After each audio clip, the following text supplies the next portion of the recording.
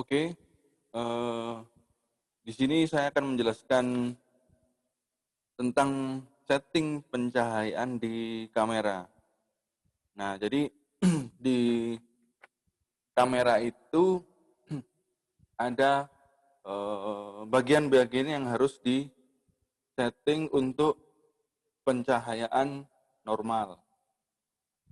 Nah, jadi yang pertama adalah speed, setelah itu f, diafragma atau aperture, setelah itu ada ISO. Nah, untuk makeup artist untuk foto seperti ini, kita sarankan yang disetting duluan adalah shutter speed. Nah, kenapa shutter speed?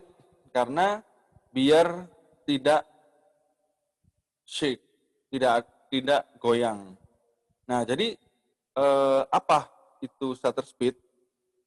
Nah, shutter speed adalah waktu kamera untuk mengumpulkan cahaya. Jadi kamera itu punya waktu untuk ngumpulin cahaya. Nah, jika cahayanya kurang cukup,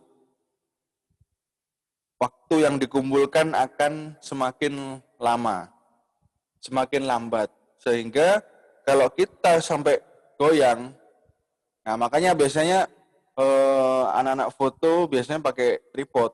Kalau memang terpaksa speednya harus lambat. Karena kita pegang pakai tangan itu hasilnya akan goyang, akan shake. Nah, jadi seperti gambar di sini, jika speednya terlalu lambat, hasilnya akan goyang. Jika speednya terlalu cepat, hasilnya freeze. Nah, kalau speednya terlalu cepat, hasilnya freeze. Akan tetapi cahaya yang dihasilkan dia semakin gelap. Karena waktu kameranya untuk ngumpulin cahaya itu makin cepat. Jadi dia nggak ngerekam lama. Nah, makanya mending memang kita bawa lighting ya, supaya pencahayaan cukup. Karena di kondisi di lapangan, kita nggak tahu cahaya itu sudah cukup atau enggak. Nah, jadi yang pertama harus kita setting dulu adalah shutter speed. Nah, shutter speed ini kita sepakati di kisaran angka 100. Jadi kita ambil amannya lah di angka 100. Tapi saya nggak mengharuskan, oh kalian harus di 100. Nggak. Itu yang penting nggak goyang aja. Nah, di antara speed 100 ini paling aman lah. Jadi kalau di bawahnya ya mesti agak resiko rentan shake seperti itu. Kalau semakin tinggi ya gambarnya makin gelap. Pencahayaan lighting akan berkurang. Nah, jadi kita sepakati di antara 1/100.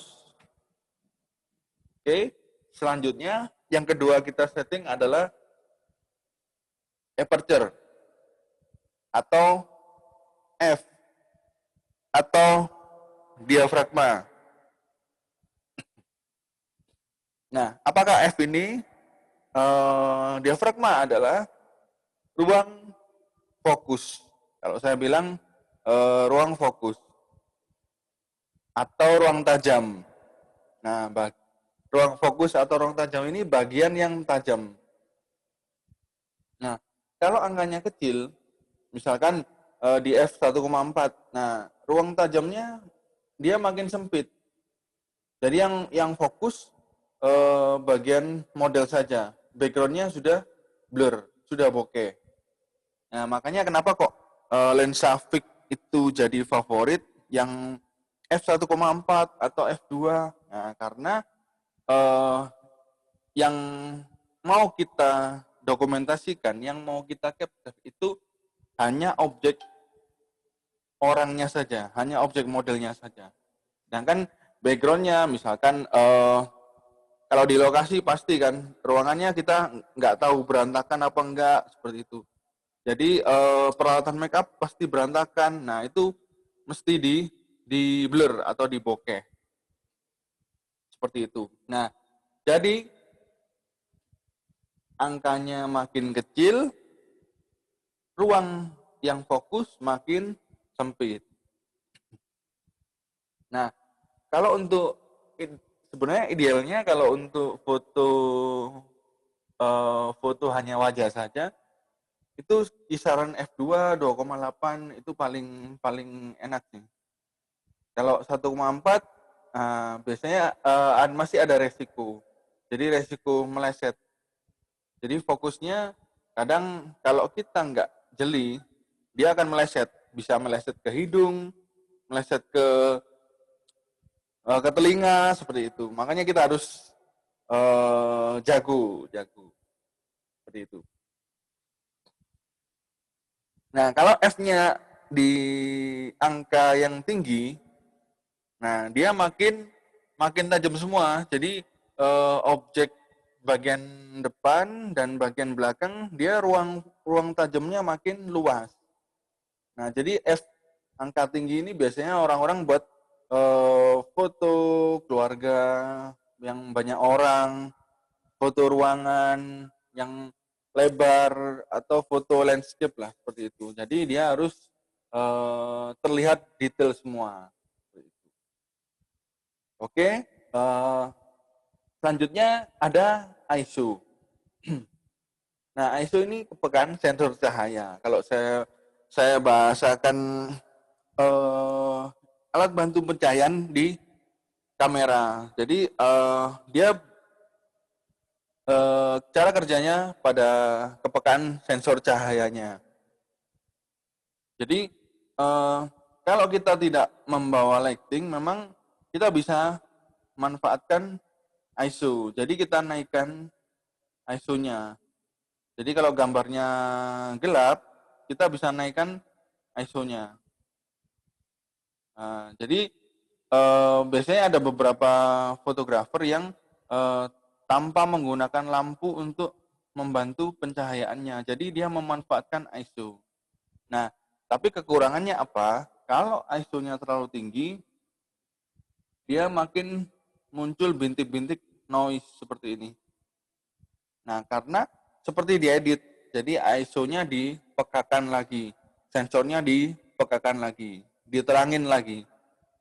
Nah, akhirnya dia resikonya ada bintik-bintik noise seperti ini.